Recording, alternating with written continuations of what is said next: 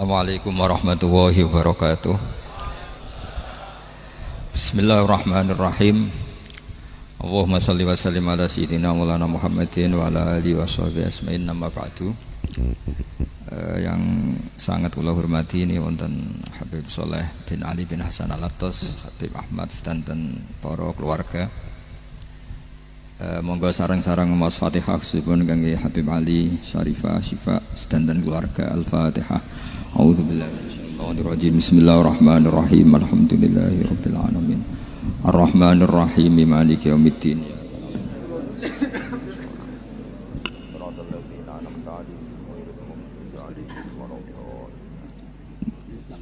Niki ngaji pinten 20 menit.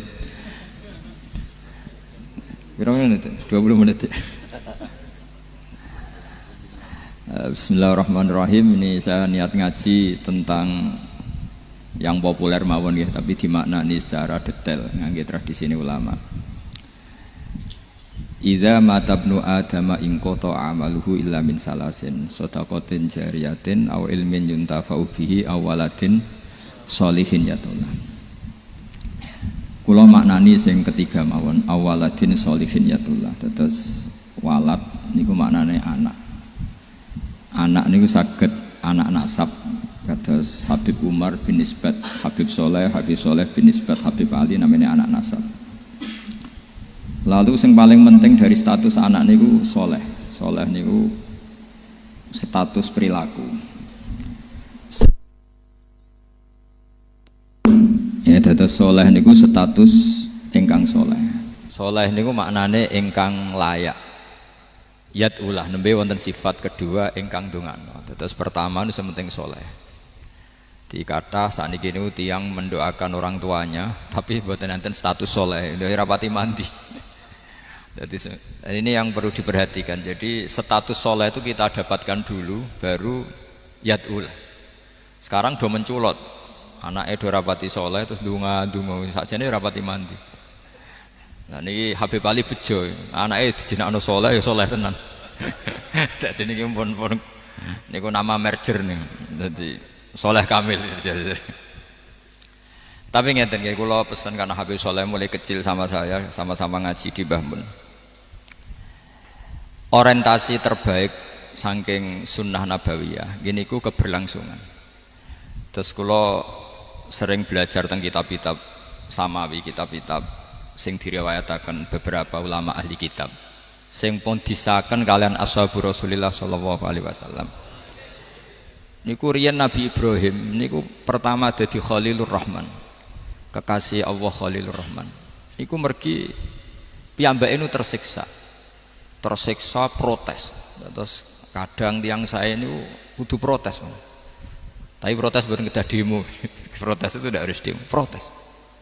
Ya Allah, dunia ini tidak fair. Engkau yang Tuhan, Engkau zat yang begitu penting, Engkau zat yang menciptakan langit dan bumi, Engkau zat yang memberi rizki, yang bikin air, bikin oksigen, semua kebutuhan manusia. Kemudian mereka tidak kenal Engkau. Ini tidak fair. Jadi beliau itu tiap malam itu ngumpat.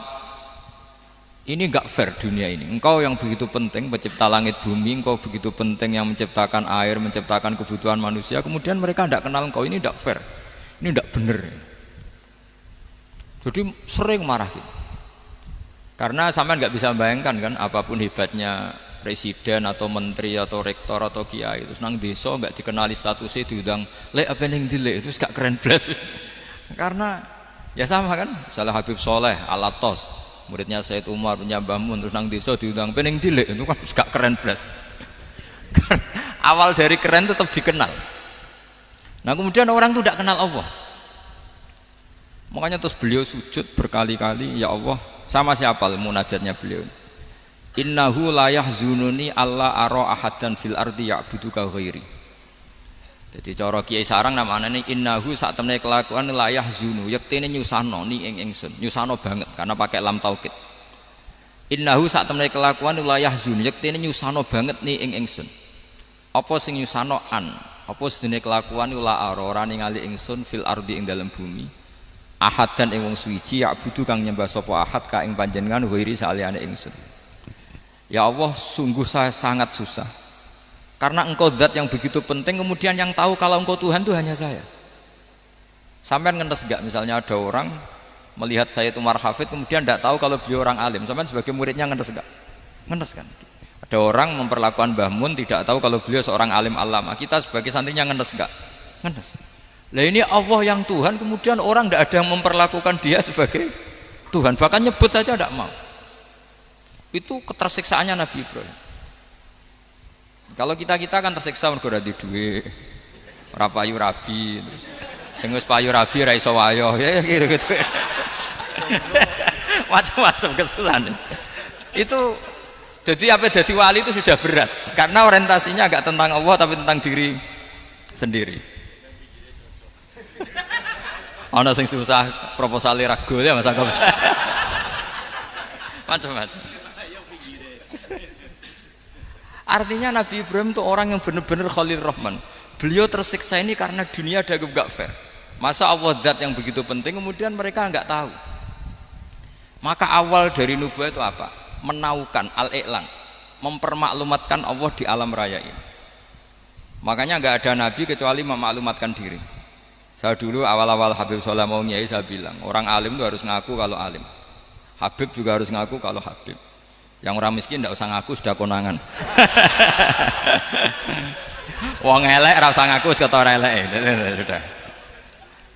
Karena agama ini pertama yang menolong itu memaklumatkan. Sehingga pertama Nabi jadi Nabi dari Gua Hira, pertama apa? Cara saiki nggih kira-kira memaklumatkan. Tapi reso dibahasakno jumpa pers. Tapi yang jelas pertama yang dilakukan Nabi setelah di Gua Hira apa? Memaklumatkan diri kalau beliau adalah Nabi. Sehingga dikumpulkan semua terus beliau memaklumatkan diri kalau saya ini Nabi. Karena nggak ada artinya Allah kalau tidak dimaklumatkan. Makanya di Quran itu kalau menyebut Allah atau menyebut kebenaran selalu dimulai dengan kata fa'lam, harus dingertikan. Kita ngerti kemudian mengertikan ke orang lain. Makanya saya sering dulu bilang ke Habib Soleh, nggak boleh orang soleh menyembunyikan diri. Karena nanti kalau orang-orang soleh menyembunyikan diri, sing zuhara ala wajhil ardi adalah sesuatu yang nggak benar. Coba misalnya gini, orang bisa terhibur lewat dangdutan, terhibur lewat maksiat. Sementara orang nggak bisa terhibur lewat Thala al-Badru alaina, asyraqal kaunu dihaja dan sebagainya. Maka orang-orang soleh adalah orang yang bisa memaklumatkan Allah, memaklumatkan Rasulullah, memaklumatkan Quran dan supaya itu diterima. Karena awal dari orang terima itu tahu dulu. Nah ini tahu saja ndak. Makanya Nabi Ibrahim susah, ya Allah, engkau zat yang begitu penting kemudian tidak diketahui. Ini apa-apaan, enggak fair. Akhirnya Nabi Ibrahim diangkat sebagai Khalil Rahman untuk menaukan atau untuk memaklumatkan Allah Subhanahu wa ta'ala. Nah sebelum itu beliau dihibur, diterbangkan ke langit, ke alam malakut. Kamu susah ya, kenapa susah? Karena zat sepenting engkau kemudian tidak ada yang menyembah. Terus dijak ke alam malakut, ditunjukkan sekian juta malaikat, sekian ribu malaikat, semuanya membaca tasbih takbir. Ibrahim senang. Oh ternyata yang seneng jenengan banyak. Loh, coba kalau kita punya kiai kayak Mbah Mun, semakin yang seneng banyak kan semakin kita senang.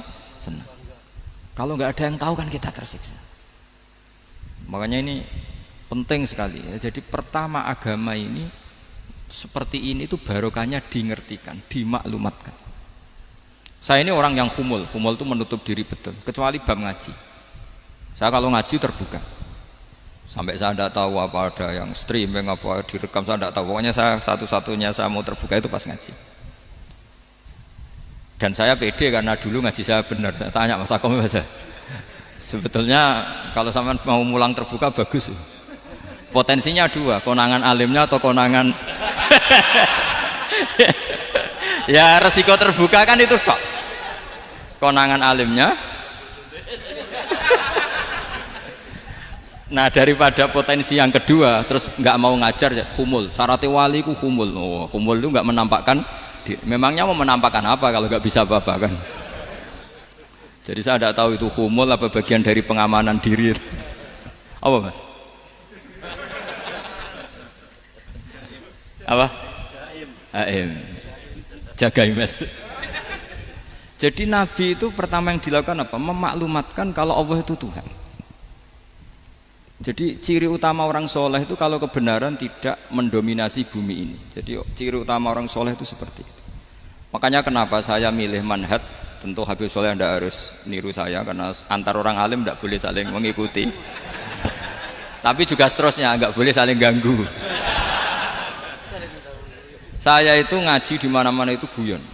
Karena bapak saya suka guyon, Mbah Mun suka guyon. Alasannya bapak dulu sederhana.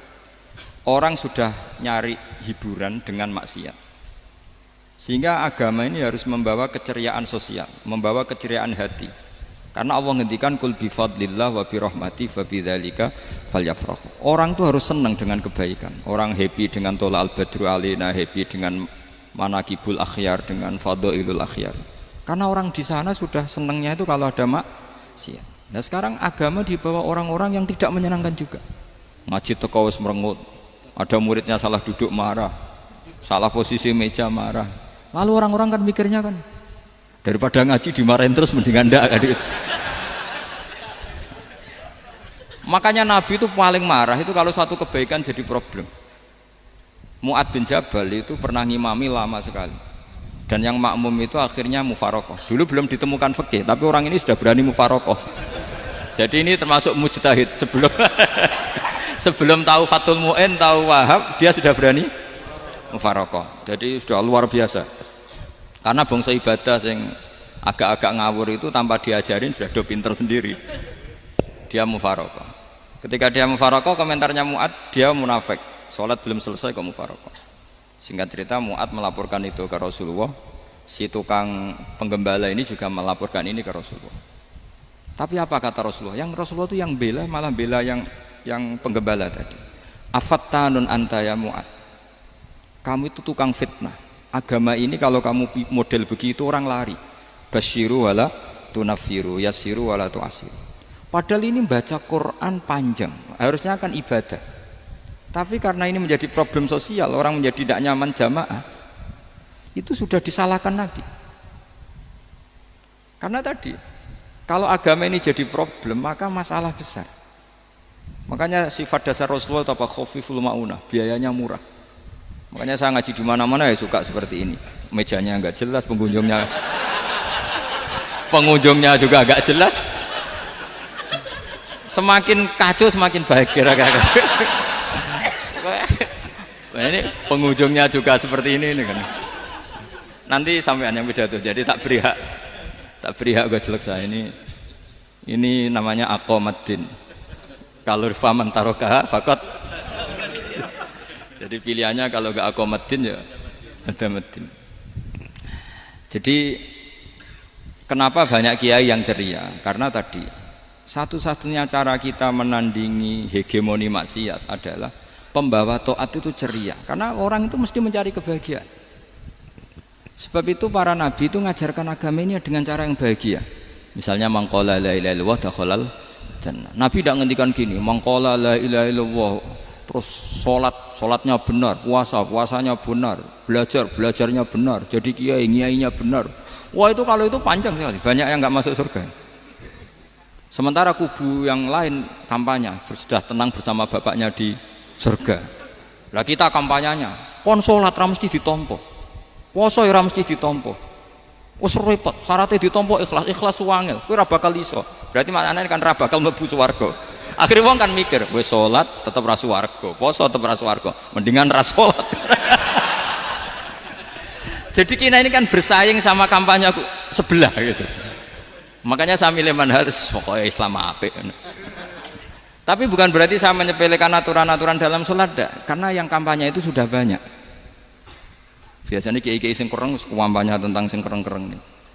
Itu saya manfaatkan ya sudah, itu bagian jenengan. Jadi orang itu harus mikir. Agama Kristen itu diterima di Eropa di mana-mana. Di antara sebabnya adalah karena orang dijamin masuk surga. Orang mau kayak apa faseknya tetap kalau mati bersama. Kita enggak, sudah kiai, sudah mulang terus masih didoain. Semoga amal baiknya diterima, amal buruknya masih ngeper apa? Dan itu santri saya nanti kalau ziarah saya tuh ya Allah ampuni Gus Bah ampuni. Itu kan ngenyek orang itu maksudnya. Maksudnya bukan, makanya saya pernah ketemu orang yang berfaham Wahabi. Dia nuduh kalau orang doa ke mayit itu minta sama mayit. Saya bilang, saya saja yang jadi mayatnya enggak siap. Kok bisa? Doanya itu doa ngeper. Masa sama gurunya bilang gini, Allahumma in kana muhsinan fazid fi ihsani wa in kana musian. Masa gurunya ditaklek. Jadi dia tidak yakin betul kalau gurunya muhsin. Masih ditaklek, jika guru saya baik maka gini ya Allah, jika guru saya buruk maka gini. Loh, saya tuh gak pernah doain Mbah Mun gitu, tak anggap gak sopan. Jadi kalau saya berdoa, ya Allah jenengan izzihi apa ya, jenengan balas lah, izzihi anna anil muslimina khairan katsira wa antal ghafurur rahim wa anta gitu. Saya enggak tega muni wa in kana musian. Jadi kayak ada sopan ya. Lo kalau aku yang mati sapi lagi. Tak balik malah. In kana musian. Malah ada terusannya bahwa kadalik. Jadi makanya mereka kan sering pakai dalil. Andai kan tradisi itu benar, maka yang paling pertama melakukan itu sahabat. Selalu mereka berargumentasi, kalau itu tradisi yang benar, maka pertama yang melakukan itu sahabat. Ya gak mungkin sahabat masa bilang ke Nabi ingkana. Bisa kafir berat kan? Masa kesolehannya? Loh, andai kan Abdul Qadir wafat di mana ini ngomong ini? Beduk. Saya tidak akan berdoa seperti itu. Oh, bisa marah Abdul Qadir Jailani. Masa kesalahan beliau di ingkana musinan sama ingkana musian. Jadi orang tuh harus mikir. Jadi saya dengan bukan berarti Gus Bak bid'ah menciptakan doa baru. Ini bukan urusan menciptakan. Orang yang punya sopan spontan seperti itu. Ini bukan urusan modifikasi doa Anda. Makanya kenapa para nabi itu tidak disolati dengan cara seperti itu, langsung assalamualaikum ya Rasulullah, assalamualaikum ya Abu Bakrin, assalamualaikum ya Umar. Enggak mungkin kita mengatakan ya Abu Bakrin, ya Allah ingkana. Masa Abu Bakar di ingkana? Kalau dia bukan kalau beliau ashabu Rasulillah, pasti orang Sayyid itu dzurriyyatu Rasulillah, pasti al-tahirin al-mutahhari. Guru-guru kita ini guru-guru kita. Jadi tolong doa itu. Nah, kalau terpaksa doa wa in kana musian, anggap saja hafalnya hanya itu, tapi jangan dijiwai, apa? Jangan apa? Dijiwai. Kalau ditanya, "Lho Gus, ini orang soleh kok doanya wa in kana musian?" Itu kan guru jenengan. Apalku ikut tok. Tapi ora usah dimaknani, apa? Karena sekali dimaknani nanti kan. Jadi ini urusan etika, urusan rasa. Saya teruskan ya, karena jadi saya mohon sekali, apa-apa itu ada aturannya. Ada aturannya. Ya tentu kita ikut masal saja. Semua selain Nabi, selain para wali kita enggak apa-apa doa Allahumma in kana musinan wa in kana musian. Tapi di hati kita sebetulnya ketika mengatakan in kana musian itu cara Jawa hanya rapalan. Rapalan itu ya sudah ngomong saja, tapi enggak usah apa? Enggak usah dijiwai ya. Yang dijiwai kita adalah sifat ghafurnya Allah. Bukan status mayitnya, tapi sifat ghafurnya Allah. Karena kata musik itu kan enggak nyaman. Makanya Nabi itu hebatnya Nabi, ya tentu karena bentukan Allah Subhanahu wa taala. Adabani Rabbi fa ahsana ta'dibi. Itu kalau nyifati tentang keburukan orang mukmin itu diikutkan sifat ghafurnya Allah. Jadi misalnya gini, kalimatnya liyukaffirallahu anhum aswa alladzi amilu. Atau sebagian ayat misalnya wa yukaffiru anhum sayiatihim. Jadi sebetulnya kalau terpaksa mengatakan orang itu buruk, itu sebenarnya dari Allah dulu kita mengatakan Allah itu zat saking baiknya itu mengampuni salahnya seseorang. Jadi nyifati Allah dulu, Allah saking baiknya itu mengampuni salahnya orang-orang baik. Karena orang-orang baik juga manusia, Ustadz juga. Tapi lebih ke nyifati ke Allahnya. Kalau kita kan enggak, lebih tertarik nyifati mayitnya. Sehingga kita di hati itu mayit kira tak jalono sepuro tuntas kayak gitu. jadi kalau di Quran tidak seperti itu. Jadi kita lebih mensifati Allah itu Ghafur, Afuwun Karim. Makanya seperti doa-doa kita kalau Ramadan gini, Allahumma innaka afuwun karim tuhibbul afwa, baru bakas fa'fu anna. Jadi ada aturannya. Meskipun ilmu ini agak jelimet, tapi bagi ahlinya ini ma'ruf. Kalau sampean nggak paham berarti nggak ahlinya. Jadi ilmu ini agak jelimet, tapi ma'ruf. Nah, sehingga Rasulullah kalau kita meyakini syafaat Rasulullah SAW Itu cara berpikir harus kita balik. Misalnya begini, wong Islam nakale ngono, penggaweane maksiat kok disafaati Kanjeng Nabi kurang penggawean. Caranya berpikir jangan gitu. Kalau gitu kowe mari mangkel, wong nakale ngono kok untuk syafaati Kanjeng. Tapi cara berpikir gini, syafaatu Rasulillah itu wasi'ah, luas sekali. Syafaatu Rasulillah ghairu munhasirah, tidak terbatas. Syafaatu Rasulillah itu lebih sakti ketimbang dosanya umatnya. Semua ulama dulu kalau nyifati Allah juga gitu. Allahumma misalnya, maghfiratuka awsa'u min dzunubina. Ya, yang misalnya yang pakai mutakalim ya, Allahumma maghfiratuka awsa'u min dzunubi wa rahmatuka arja inti min amali. Jadi jangan kitanya dulu. Kalau kitanya dulu kan nyifati kita dosa banyak. Itu sama ndak usah ngaku, sudah tahu semua. Tapi nyifati pertamanya apa? Allahumma maghfiratuka awsa'u min dzunubi wa rahmatuka arja inti min amali. Sehingga dari nyifati maghfiratullah yang wasi'ah, yang tidak terbatas, kemudian kita sah mengatakan bahwa ahlul maksiat pun mungkin atau berhak dapat ampunan. Sama, syafaatu Rasulillah itu ghairu munhasirah, syafaatu Rasulillah itu wasi'ah, sehingga sahlah riwayat syafaati li ahlil kabair min ummah. Itu bukan menyangkut melegalkan kabiroh, bukan menyangkut mengesahkan orang Islam dosa besar karena nanti dapat syafaatnya Rasul. Cara berpikir jangan gitu. Nanti kamu mentasjek, memberanikan orang melakukan maksiat berdasar iktimat syafaati Rasulillah. Itu jangan gitu cara berpikir, dibalik apa? Syafaatu Rasulullah awsa'u wa awsa'u, sangat luas. Sehingga saking luasnya sampai yang tukang maksiat saja kebagian. Sama, rahmatnya Allah Ta'ala itu wasi'ah, rizkinya Allah ya wasi', sampai wong nganggur ya iso mangan. Nah begitu juga rahmatnya Allah Ta'ala itu wasi'ah, sampai wong sing sumpek utange akeh ya iso guyu.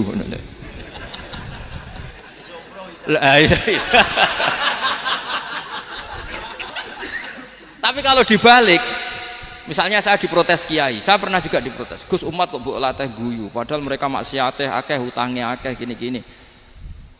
Karena kamu menyifati orangnya. Kalau menyifati orangnya sampean guyu haram. Utang jatuh tempo, sampean gak mikir dosa ndak? Dosa. Jadi kiai muridnya goblok kok kiai ini kurang tahajud itu ya dosa. Jadi kiai kok muridnya goblok tenang wae. Sementing untuk sowanan itu amatir ya gini. Mestinya cara berpikir dibalik.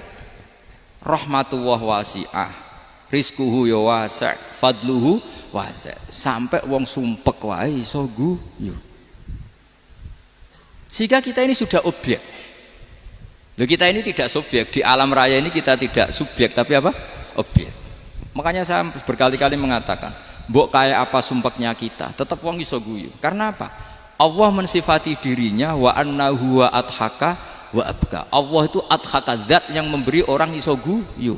Wa abka lan zat sing maring wong iso nangis. Karena sifatnya Allah Ta'ala pasti nafidah, sifatnya Allah Ta'ala pasti terjadi. Dan kita objek. Makanya wong sumpek utange akeh, bojo ora percaya, tangga ora percaya, nak guyu banter-banter.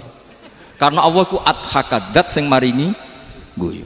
Wa abka, sudah presiden, sudah gubernur, sudah menteri, nak Allah kepengin nangis no yo nangis. Coba ngeluhnya apa kalau misalnya jenengan seorang mantan presiden atau mantan gubernur, kadang anaknya calonan RT mbok menang bondak. Ngeluhnya apa orang alim, misalnya alim alamah, anaknya mau jadi jurumiyah iso, susah. Kaya raya anaknya jadi pasien, susah. Allah punya cara untuk abegah, untuk bikin orang nangis. Nah karena kita ini objek, pasti sesumpek apapun orang yang bisa tertawa ya bisa nangis. Makanya banyak ulama yang nggak terlalu serius mikir agama ini, bukan karena dablek, enggak, karena Allah mensifati dirinya Al-Hadi, yang memberi petunjuk. Kita gak ditunggoni Kanjeng Nabi, gak ditunggoni Wali Songo, gak ditunggoni para Alawiyin yang dulu, gak ditunggoni Habib-Habib yang kayak Said Abdul Al-Haddad. Tapi karena Allah itu Al-Hadi, yang memberi petunjuk, dan sifatnya Allah Ta'ala la budda wa ayat takuna nafidah, sifatnya Allah pasti nafidah. Amerika kayak apa liberalnya, sekarang trennya juga banyak yang masuk Islam. Kampung-kampung pedalaman gak ada kiainya, cukup mudin. Kadang membawa agama itu orang yang ke situ mau nyari kayu. Orang di pedalaman Kalimantan, Sulawesi itu pertama itu nyari kayu, tapi bawaan hidayat, lama-lama bikin masjid. Saya pernah di Korea, ke sana orang nyari uang, niatnya juga nyari uang, tapi akhirnya tersiksa kalau enggak bikin masjid. Karena apa? Karena Allah itu Al-Hadi, zat yang memberi petunjuk. Maka kamu tidak usah khawatir, agama ini pasti jalan ila yaumil qiyamah, karena Allah Al-Hadi. Sama mbok kamu umat mbok weden-wedeni kowe ku amalan ora mesti ditampa, nek ora ditampa mlebu neraka. Ngono mulai ngaji ya tenang ae, tenang santai. Bahkan kadang bilang gini, Pak Yai tadi gak bener, masa ngecap orang mlebu neraka. Kita yang masyarakatnya gak tahu pintunya, Pak kayaknya tahu pintunya.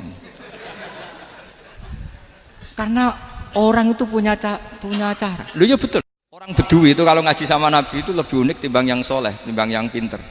Sehingga banyak ilmu itu ditemukan dari orang Bedui. Karena cara berpikir itu aneh. Kalau orang soleh, orang waras kan berpikirnya ada aneh, standar. Jadi orang Bedui itu aneh. Pernah suatu saat Rasulullah itu khutbah cerita kiamat. Wah dahsyatnya kiamat kayak apa? Semua orang diam nangis semua. Orang Bedui enggak, lebih cerdas. Ini Nabi itu aneh. Cerita kiamat kok udah ada tanggalnya ini gimana? Orang nangis semua karena dahsyatnya kiamat kayak gitu. Bumi dihancurkan, wus. Pantas sudah nangis dewi-dewi. Ya ono sing nangis pabrik banyune macam-macam ya. Ini kalau kiamat gimana ini perjalanan air kemasan saya kan orang mikir. Mikir dewe-dewe gitu. Tapi ini enggak. Orang Bedui cara berpikir tuh enggak. Malah ya Rasulullah mata sa'ah. Engkau itu cerita kiamat tapi enggak jelas tanggalnya. Kalau cerita kiamat ya harus jelas dong kapannya. Jadi unik. Jadi cara berpikir sahabat kaget semua loh. Kaget. Karena enggak kepikiran. Nabi a'radu anhu, a'radu itu mengabaikan. Banyak sahabat yang menganalisis lam yasma'kan. Nabi memang enggak dengar sehingga mengabaikan. Ada yang analisis lagi sami'a wa kariha. Sebenarnya Nabi dengar cuma enggak berkenan karena tengah-tengahnya khutbah kok tanya. Tapi si Arabi ini cerdas. Masuk akal kan? Misalnya mau pilihan presiden, orang mesti tanya kapan kan gitu. Ya kan? Mau ganti presiden atau ganti bupati, takarannya orang kan kapan? Kayak Mas Akom jadi wali ndak? Pertanyaannya kan kapan?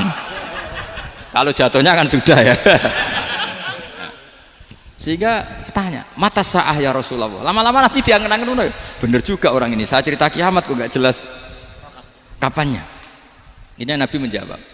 Tapi karena Nabi orang-orang yang sangat pinter, tanya balik. Ma'atattalah. Lalu kalau kamu berani tanya kiamat kapan, saya tanya balik. Ya persiapan kamu apa? Jawabnya santai saja. Fawwah ma'atattalah kabira sholatin wala siyamin walakinni uhibbuka ya Rasulullah. Saya enggak menyediakan apa-apa, sholat saya biasa aja, maksudnya standar. Ya kira-kira 5 waktu pas. Ya jenis saya lah kira-kira gitu. Wala kabira siyamin, dan saya puasa ya standar saja pas. Walakinni uhibbuka ya Rasulullah, tetapi saya mencintai engkau ya Rasulullah. Jawabannya Nabi apa? Almar'u ma'aman ahabba. Sebagian riwayat anta ma'aman ahbabta. Jadi hadis itu populer tuh barokahnya wong desa tadi. Andai kan dia punya etika maka sowan dulu tanya 4 mata. Itu jadi hadis ahadi. Tapi barokahnya dia selonong di depan umum. Zaman Nabi khutbah itu jadi hadis mutawatir. Jadi kadang barang baik itu barokahnya orang yang enggak baik. Maksudnya su'ul adab.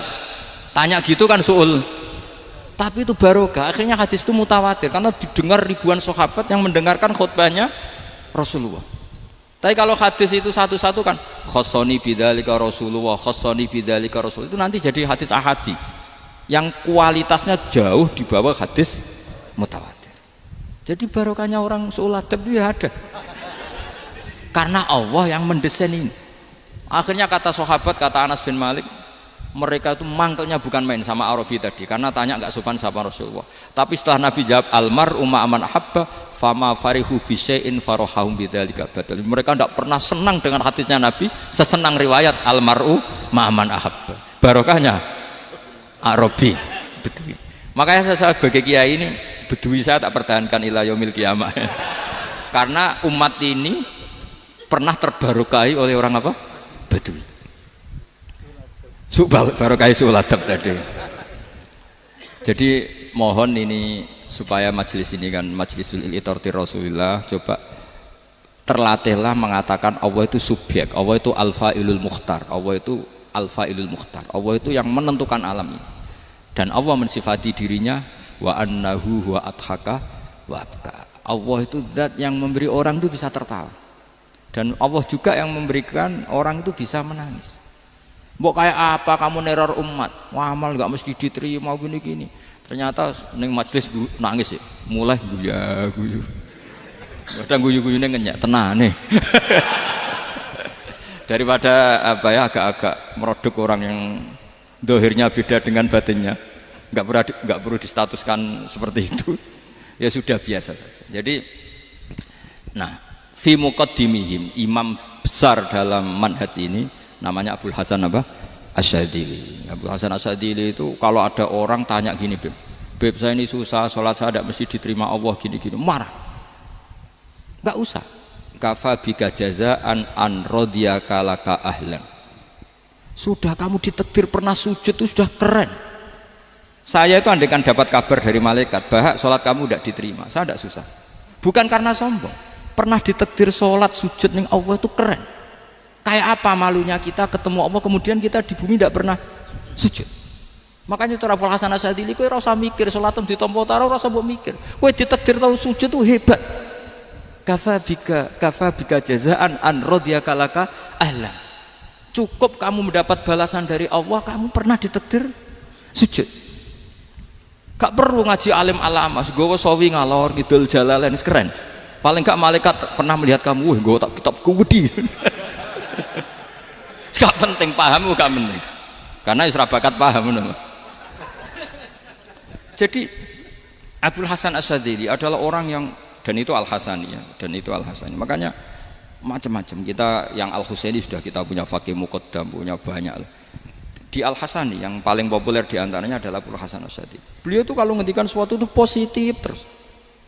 Termasuk itu ketika ada orang resah sholat saya diterima ndak, kata beliau, wes kowe sing sempurna ditakdir tahu sujud. Saya itu sebetulnya kadang-kadang yang miris, wes sholatku tompo ta ora, tapi saya sangat sadili. Sangat-sangat sadili. Saya enggak pernah berdoa ya Allah ibadah kami jenengan terima ndak, karena takut kalau doa gitu keterusan itu terus ditompo ora ya. Akhirnya keterusan gitu. Akhirnya ngenes. Masa orang pernah sujud ngenes? Lama-lama gini setan masuk, apa artinya saya sujud ternyata gak diterima. Lu wong kawula kok iskal tentang pernah sujud. Itu kan ibarat gini, kamu ngasih uang sama orang tua kamu, misalnya Habib Soleh ngasih uang Habib Ali, terus apa artinya tak kasih, kemudian beliau tidak terima kasih, itu kan lucu. Terima kasih tidak terima kasih, seorang anak ngasih orang tua itu keren. Makanya saya bangga dengan Habib Soleh ketika beliau mengumrohkan Habib Ali, sudah mendaftarkan haji Habib Ali. Enggak usah mikir diterima apa enggak. Wes keren, itu sudah perilaku yang keren, yang hebat. Makanya saya sering ada orang mau cerai tanya saya, Gus saya ini cerai enggak, istri saya kurang ajar gini. Enggak usah. Lah bojo kula judes. Uang di bojo iku wis keren, paling enggak kowe ra darani jomblo.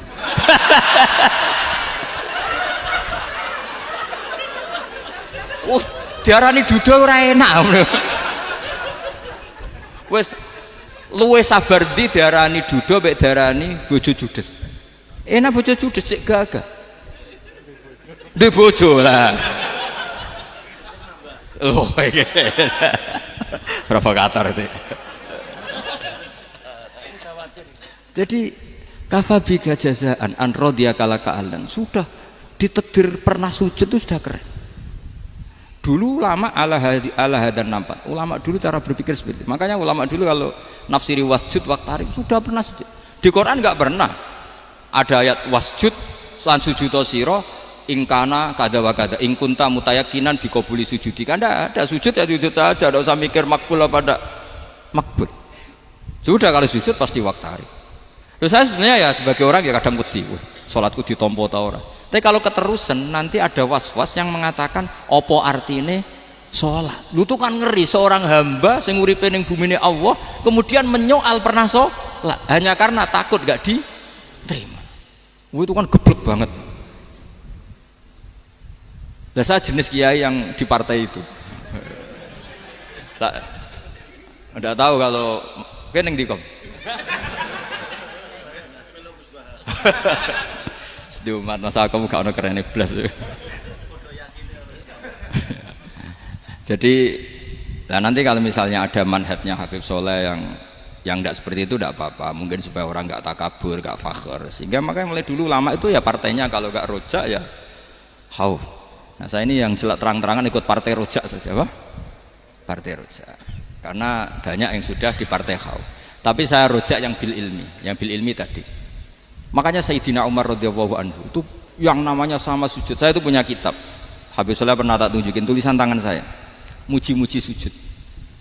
Sayyidina Umar ketika ditusuk seorang kila itu Majusi ya. Abu Lu'lu' terkenalnya itu Hulamul Mughirah terkenalnya itu. Ditusuk, dia sahabat, beliau sahabat wali. Jadi nusuk Umar itu kayak apa? Nusuk Mas Akom aja dosa besar, apalagi nusuk Umar. Itu ketika ditusuk, dia itu ya punya dendam. Namanya manusia itu punya dendam. Artinya namanya orang kan mangkel sama yang nusuk. Kalau orang mangkel itu inginnya kan yang nusuk itu masuk neraka. Tapi apa kata Umar? Ngendikan gini, tanya pertama, yang nusuk saya siapa? Orang Majusi. Orang Majusi, Hulamul Mughirah. Alhamdulillah alladzi lam yaj'al maniyati biyadi rajulin lam yasjud laka sajdatan yuhaju biha indaka yaumal qiyamah. Saya itu senang Gusti, yang nusuk saya orang yang enggak pernah sujud sama jenengan. Jika kalau saya dendam supaya dia masuk neraka, saya enggak takut orang itu nuntut sama saya. Tapi kalau dia pernah sujud, pernah sholat, kemudian dia masuk neraka karena nusuk saya, kemudian dia berargumentasi, saya pernah sujud ya Allah, kenapa engkau masukkan neraka? Saya tidak berani jawab ya Allah, saking hormatnya sama yang namanya sujud. Jadi kamane dendamnya kesampaian cara Jawa ya. Dendam dengan tanda kutip ya, tidak makna semestinya. Jadi mangkel mbek sing nusuk nak mlebu neraka pantas wong ora tau sujud wae Gusti gitu. Tapi kalau pernah sujud kemudian dia masuk neraka karena saya, bisa yuhajuni biha yaumal qiyamah. Jadi kayak apa sujud? Saya apa? Nabi itu kalau muji sujud sampai ngingetkan wa hatta takuna sajdatul wahidatu khairan minad dunya wa ma fiha. Nanti kalau kamu di akhirat ketemu Allah, kenangan terbaik kita apa? Di dunia pernah sujud. Keren aja. Cara ning pondok wis tau bayar seharian lho. Cara sowan kiai tau ngamplopi Mas. Wis go jajan. Nah tapi kadang setan itu masuk tadi. Apa artinya sujud gak mesti ditompo, apa artinya sowan Habib ngaturi ra mesti ditompo, ngaturi kiai. Akhirnya ada ketakutan. Nah kalau ketakutan ini berlebihan lama-lama, ma faidatus sujud. Wah itu sudah buruk sekali, wong hamba kok tanya ma faidatus sujud. Nah ini di pentingnya mazhab-mazhab Syadzili. Jadi saya ngaji agak-agak uraan wa amdan. Kalau ini watak sudah bukan. Jadi uraan itu ada dua, ada yang amdan bismil ilmunya banyak terus milih manhaj. Insya Allah saya partai itu. Ada yang uraan bakat Mas. Ada ya? Ada apa banyak? Nah sebetulnya khauf juga gitu Bim. Ada khauf itu karena ilm. Ada Habib alim alama atau kiai alim alama, dia tahu masyarakat kalau ngikuti Gus Bak nanti jadi fakhr, kurang tawaduk, terus dia milih partai khauf. Lah yang buruk itu ada kiai yang milih khauf pancen dari awalnya sati cilik ya. Jenisnya wis sati. Jadi sebenarnya dia tidak cukup ilmunya nerangkan khauf, cuma jenisnya wis sati cilik. Wong ning omah lawang dikunci ono gludak-gludak, ono hantu putih. Jadi ya sama, yang bawa rojak bisa bawaan dablek, yang bawa khauf bisa saja bawaan ati cilik. Nah kita ingin yang bawa rojak ya bismil ilm, yang bawa khauf juga bismil ilm. Ya ono teh Mas, wong sing ati gede, pegawene dua blek, tapi enggak bawaan rojak, memang bawaan dablek. Ada yang ati cilik tapi bawaan khauf. Jadi mengatakan khauf tapi sebetulnya bawaan ati cilik. Nah kita inginnya ndak, kalau rojak ya bismillah kayak Abdul Hasan Asyadzili, kalau yang kampanye khauf kayak Sayyid Abdul Haddad bawaan apa? Ilm. Sehingga kita ini Qul inni ala bayyinatin mir rabbi, semua itu berdasar ilmu sing jelas welo-welo. Makanya semua nabi memaklumatkan apa? Qul inni ala bayyinatin mir rabbi. Jadi semua ilmu syaratnya apa? Bayyinah itu kebenaran ilmiah sing jelas welo-welo. Makanya itu yang disebut Allah Subhanahu wa taala mensifati kekasihnya yaitu Nabi Muhammad sallallahu alaihi wasallam, lam yakunil ladzina kafaru min ahlil kitabi wal musyrikina munfakkina hatta ta'tiyahumul bayyinah rasulun minallah yatslu suhufan mutahharah. Niku Kanjeng Nabi saking cerdase meneh dek wong Islam, wong musyrik, wong kafir ngerti logika yang dibangun Nabi saja kuat infikak dari kemusyrikannya. Makanya disebut munfakin. Orang-orang musyrik, orang-orang kafir tidak munfakin, tidak tercerabut dari akar akidahnya hatta ta'tiyahumul bayyinah. Itu siapa? Rasulun minallah yatslu suhufan mutahharah. Masyhur itu debatnya Nabi dengan orang-orang musyrik. Mereka bilang, ya Muhammad, kita ini urusannya banyak, kasusnya banyak, lalu anda mengajarkan ke Tuhan satu, masa urusan banyak cukup Tuhan satu? Itu enggak fair Muhammad. Aja'alal alihata ilaha wahida inna hadza la syai'un ujab. Urusan kita banyak, masyakil kita banyak, muskilah kita banyak, kalau Tuhannya satu tidak cukup Muhammad. Nabi dengan santainya memberi penjelasan, ya sudah gini saja, kalau kamu jadi budak atau pembantu, majikan kamu banyak, semuanya merintahkan kamu, semuanya bikin aturan untuk kamu suka enggak? Ya enggak suka Muhammad, kalau majikan kita banyak repot. Ya sudah, Tuhan kamu itu majikan kamu, kalau banyak perintahnya beda-beda kamu pusing. Ya udah Mat, Tuhannya satu aja Mat. Karena Nabi bayyinah, orang itu bisa dibalik-balik pikirannya. Dan makanya disebut daraballahu mathalan rajulan fihi syuraka'u mutasyakisuna wa rajulan salamal lirajul hal yastawiyani masalah alhamdulillah. Jadi Nabi itu kalau adu argumentasi itu luar biasa. Jadi segampang itu Nabi memberi apa? Argumentasi. Karena beliau adalah al-hujjatul balighah. Jadi Nabi itu enggak pernah kalah. Pernah Nabi debat sama orang Yahudi, Muhammad, saya ini turunan Ibrahim, kita ini Israel ya, kita tahu Israel adalah turunan Nabi.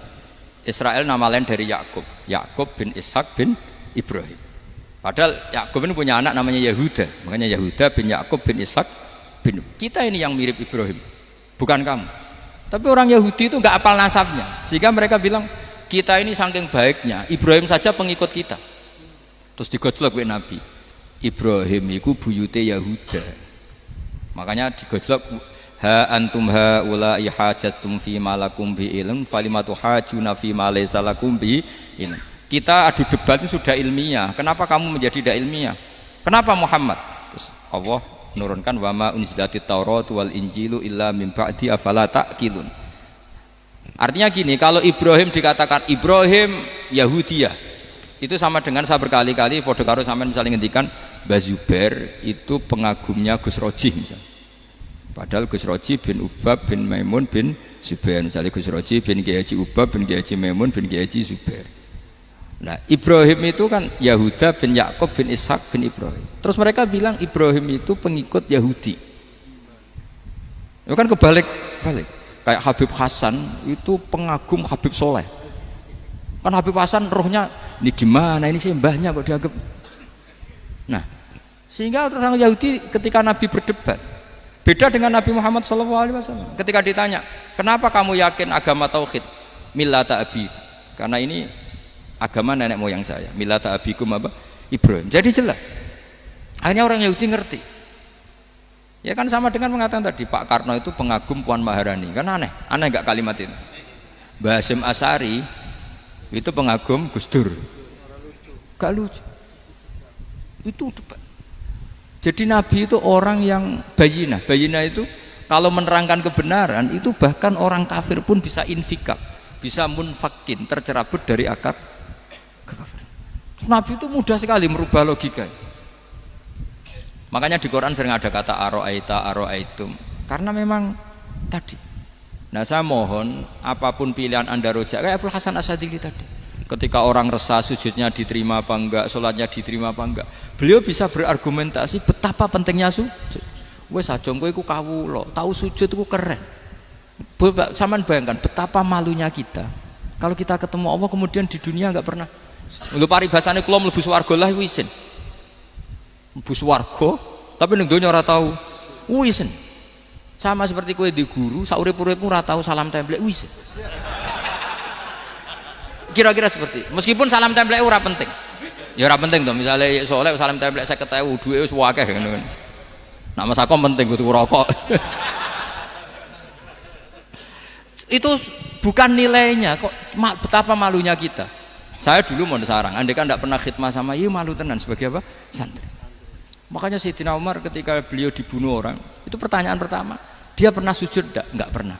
Andai kan dia pernah sujud, maka saya tidak berani masukkan dia masuk neraka.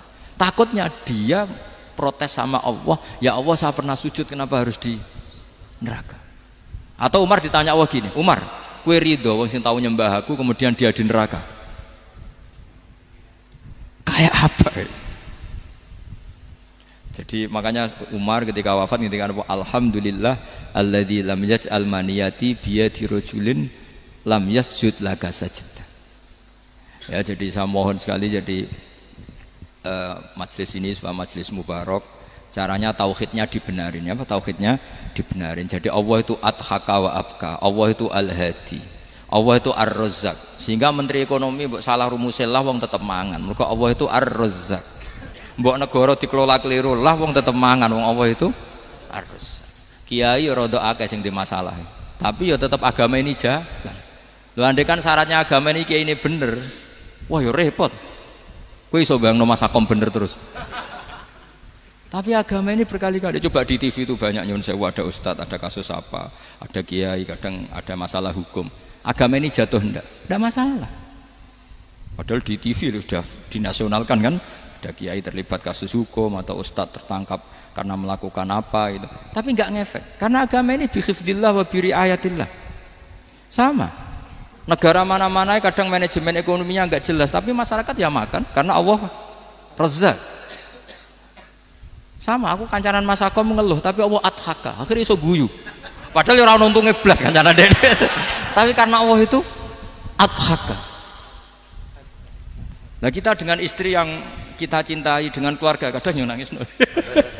Karena Allah itu zat yang bisa memberi abka. Wa annahu wa adhaka wa abka. Terus wa annahu wa amata wa ahya. Kita tidak ingin mati, wah ya mati ya mati saja karena kita objek. Nah, hidayah itu seperti itu. Allah al-hadi. Apa? Allah itu kayak apa Korea, negara ateis. Enggak kebayang di sana ada ngaji Aqidatul Awam, Mabadi Fikih. Sekarang banyak. Saya tuh kalau beli Aqidatul Awam kerdusan, tak kirimkan ke Korea. Sebelum saya ke Korea, karena sebagian santri saya di Jogja. Di sana ada ngaji Aqidatul Awam, ngaji Takrib. Bahkan saya di sana dilakokno sakduna fid dunya. Kayak apa Allah kalau ingin bikin hidayah? Karena Allah itu al-hadi. Wong Indonesia digerakno seneng duit. Bareng wis seneng duit mau apa? Korea, setelah di Korea tersiksa karena enggak ada tempat sujud, akhirnya urunan. Segampang itu kalau Allah menghendaki. Itu enggak dibenem MUI, enggak dibenem. Karena Allah al-hadi. Jadi saya mohon sekali tauhid ini dibenerin dulu. Allah tetap al-fa'ilul mukhtar, apa? Al-fa'ilul mukhtar, sehingga Allah mensifati dirinya adhaka wa. Mbok kamu bendung kayak apa, orang ngaji saya tetap guyu. Sekarang iso mbuli saya, oh Gus Pak piye ngaji tidak guyu. Allah yang memberikan guyu kamu itu. Andai kan sesuai status kamu, kowe ora ngarep iso guyu. Utang akeh, jatuh tempo, bojo ora percaya. Gede-gede ya, kayak paham. Ya, jadi ini tak isyatkan jenengan, saya ini tadi bawa kitab Fathur Rahman di Thalibi Ayatul Quran, mau tak kasihkan hadiah ke Sayyid Umar Hafid sebagai penyempurna karena beliau sudah Al-Husaini. Semoga ini dapat barokahnya Al-Hasani. Ini dikarang oleh zurianya Abdus Salam bin Masis. Abdus Salam bin Masis adalah guru dari Abul Hasan apa? Asyadili. Jadi kita tahu Sahibul Hikam Ibnu Athaillah As-Sakandari muridnya Abul Abbas Al-Mursi. Beliau muridnya Abul Hasan Asyadili. Beliau muridnya Abdus Salam bin Masis. Yaitu alami zada ini min dzurriyyati Abdus Salam bin Masis. Jadi ini Al-Hasani. Jadi ini sudah klub karena mulai dulu ya tradisinya gitu. Banyak sabaib ngaji barojak, bafadol. Nanti yang bafadol barojak yang ngaji Habib lagi. Seperti sanadnya Soleh di Sarang. Ya Soleh ngaji Bahmun. Tapi Bahmun ngaji Sayyid Alawi Sadat ya. Ngaji Sayyid Zaini Dahlan, nanti setelah Sayyid Zaini Dahlan ngaji Ajam lagi Usman Adim Yati. Jadi ya biasa mulai dulu silsilah ya seperti itu. Jadi seperti dulu Ibnu Abbas termasuk Qorobatul Rasulillah. Jadi dulu Qorobatul Rasulillah itu Bani Hasyim sama Bani Muttalib. Tapi kalau sekarang ya tentu para sadat, para habaib. Dulu biasa Ibnu Abbas ngaji ke Zaid bin Sabit. Itu Ibnu Abbas yang mencium tangannya Zaid bin Sabit. Tapi Zaid bin Sabit juga mencium tangannya Ibnu Abbas karena karobati Rasulullah Shallallahu Alaihi Wasallam. Jadi saya mohon semuanya itu insaf bil ilm, ya, insaf bil ilm. Kayak tadi munfakina hatta ta'tiyahumul bayin. Jadi bayinah itu orang yang kalau menerangkan itu memberi penjelasan sing jelas welo-welo. Itu siapa? Rasulun minallah yatslu suhufam mutahharam. Al-Fatihah. Lu ya betul.